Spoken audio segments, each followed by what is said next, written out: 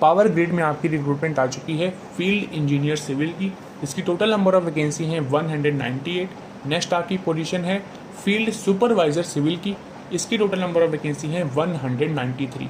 ये सभी आपकी जो पोस्ट हैं टेम्प्रेरी कॉन्ट्रैक्चुअल बेसिस पर रहने वाली हैं, जिसका जो इनिशियल पीरियड है वो आपका 2 ईयर्स का है और इसे फर्दर एक्सटेंड किया जा सकता है मैक्सिमम 5 ईयर्स के लिए। आपकी वर्क रिक्वायरमेंट आपकी परफॉर्मेंस पे डिपेंड करेगा, ठीक है। तो काफ़ी अच्छी वैकेंसी है, इसमें ज़रूर अप्लाई करें। एलिजिबिलिटी क्राइटेरिया की बात कर लें, अगर आपने BE BTech कंप्लीट किया है सिविल में तो फिर आप फील्ड इंजीनियर सिविल की पोजीशन पर अप्लाई कर सकते हैं। अगर आपने डिप्लोमा कंप्लीट किया है सिविल इंजीनियरिंग में तो फिर आप फील्ड सुपरवाइजर सिविल की पोजीशन पर अप्लाई कर सकते हैं। अगर आप power grid field engineer civil exam की प्रिपरेशन कर रहे हैं, ऐसे में आप ये मॉक टेस्ट सीरीज़ को परचेज़ कर सकते हैं। इस मॉक टेस्ट सीरीज़ में आपको 10 मॉक टेस्ट मिलेंगे, जो कि आपका लेटेस्ट सिलेबस है उसके बेसिस पे आपका ये मॉक टेस्ट बिल्कुल रेडी हो गया है। सिलेबस की अगर हम बात करें तो आपका जो टेक्निकल नॉलेज का जो पोर्शन है वो आपका BTech सिविल इंजीनियरिंग से पूछा जाएगा। फिर जो आपका नेक्स्ट पोर्शन है जनरल एप्टीट्यूड। जनरल एप्टीट्यूड में आपका जनरल इंग्लिश है, रीजनिंग है, क्वांटिटेटिव एप्टीट्यूड है और जनरल अवेयरनेस है। इसके जो क्वेश्चन है आपके इंपॉर्टेंट क्वेश्चन है जो आपके पावर ग्रिड में पूछे जाएंगे वो हमने इसमें इंक्लूड कर दिए हैं। मॉक टेस्ट का जो मीडियम रहेगा वो आपका इंग्लिश रहेगा, यानी कि जो आपके क्वेश्चन रहेंगे वो आपके इंग्लिश में इसमें आएंगे मॉक टेस्ट में, ठीक है। प्राइस सिर्फ आपकी है 99 रुपीज़।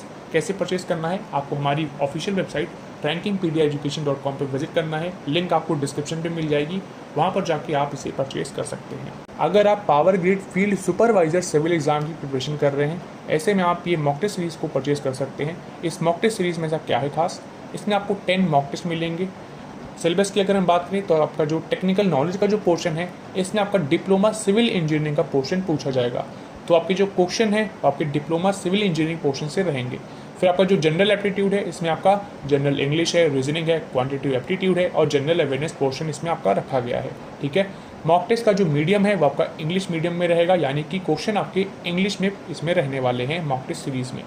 प्राइस की बात करें, सिर्फ आप 99 रुपीज़ में 10 मॉक टेस्ट परचेज कर सकते हैं power grid field supervisor civil exam के।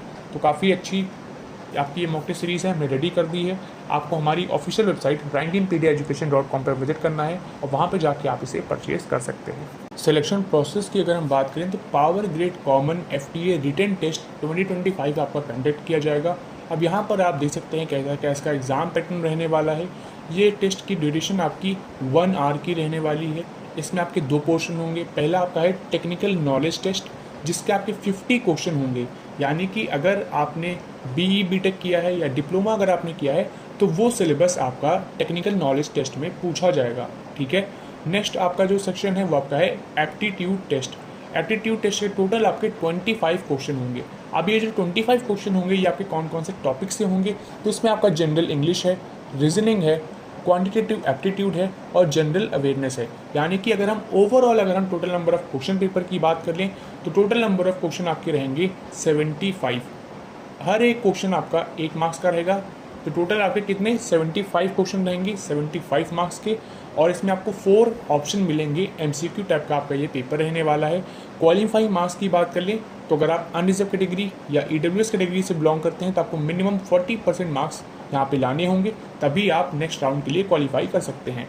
ऐसा ही अगर आप रिजर्व कैटेगरी से आते हैं तो आपको मिनिमम 30% मार्क्स स्कोर करने हैं FTE रिटन एग्जामिनेशन में, तभी आप नेक्स्ट राउंड में क्वालिफाई कर सकते हैं। इसके अलावा और एक इम्पॉर्टेंट चीज़ बात कर लें, जो आपका कॉमन FTE रिटन टेस्ट है या आप हिंदी या इंग्लिश जिसमें भी आप देना चाहें आप उसमें दे सकते हैं, ठीक है। तो ये आपका था कॉमन रिटन टेस्ट का प्रोसीजर। बात कर लेते हैं इस एग्ज़ाम की। तो ये जो रिटन टेस्ट आपका है इसकी जो वैलिडिटी है वो आपकी 1 ईयर तक रहेगी, यानी कि जो आपका स्कोर कार्ड है जितना आप इसमें स्कोर करेंगे उसकी वैलिडिटी आपकी 1 ईयर तक रहने वाली है। अब जान लेते हैं कि फील्ड इंजीनियर का यहाँ पे सिलेक्शन प्रोसीजर यहाँ पे कैसा क्या रहने वाला है। तो आपको कॉमन FTE रिटन टेस्ट देना होगा, ठीक है। इसके बिहाफ पे आपकी शॉर्टलिस्टिंग होगी, फिर आप नेक्स्ट राउंड में जाएंगे जो कि है आपका इंटरव्यू राउंड, ठीक है। तो आपका जो मेरिट लिस्ट बनेगी वो आपकी सिर्फ इंटरव्यू के मार्क्स के बेसिस पे बनेगी। जो आपका कॉमन FTE रिटन टेस्ट है ये सिर्फ आपका क्वालिफाइंग इन नेचर है, खास तौर पे फील्ड इंजीनियर पोस्ट के लिए, ठीक है। अब बात करते हैं इंटरव्यू की। तो इंटरव्यू में भी आपको क्वालिफाइंग मार्क्स अचीव करने होंगे। अगर आप अनरिजर्व कैटेगरी या EWS कैटेगरी से बिलोंग करते हैं तो आपको मिनिमम 40% मार्क्स स्कोर करने हैं इंटरव्यू में। तो वहीं अगर आप रिजर्व कैटेगरी से बिलोंग करते हैं तो आपको मिनिमम 30% मार्क्स स्कोर करने हैं अपने इंटरव्यू में, ठीक है। इंटरव्यू में आप चाहे तो हिंदी या इंग्लिश किसी भी मोड में आप अपना इंटरव्यू दे सकते हैं। फील्ड सुपरवाइजर पोस्ट की अगर हम सिलेक्शन प्रोसीजर की बात कर लें तो आपका कॉमन FT रिटन टेस्ट होगा जो कि आपका 75 मार्क्स का होगा। 75 क्वेश्चन इसमें आएंगे और 1 आवर का आपको इसमें टाइम मिलेगा, ठीक है। इसमें सेक्शन की अगर हम बात करें तो सेक्शन हमने आप अभी डिस्कस कर लिया है। इसमें आपका कौन सा सेक्शन है, टेक्निकल नॉलेज सेक्शन है जिसके 50 क्वेश्चन आएंगे, फिर आपका एटीट्यूड सेक्शन है जिसके 25 क्वेश्चन आएंगे। तो यानी कि अगर आप फील्ड सुपरवाइजर पोस्ट के लिए अप्लाई कर रहे हैं तो आपको सिर्फ common FT written test qualify करना है। इसके बाद आपका यहाँ पे जो है शॉर्टलिस्टिंग होगी, कैटेगरी वाइज आपको शॉर्टलिस्ट किया जाएगा आपके रीजन के अकॉर्डिंग। फिर आपका जो है यहाँ पर क्या होगा, डॉक्यूमेंट वेरिफिकेशन राउंड होगा। डॉक्यूमेंट वेरिफिकेशन राउंड कंप्लीट होने के बाद आपको यहाँ पर जॉब मिल जाएगी। काफ़ी सिंपल सा इसका प्रोसेस है फील्ड सुपरवाइजर पोस्ट का।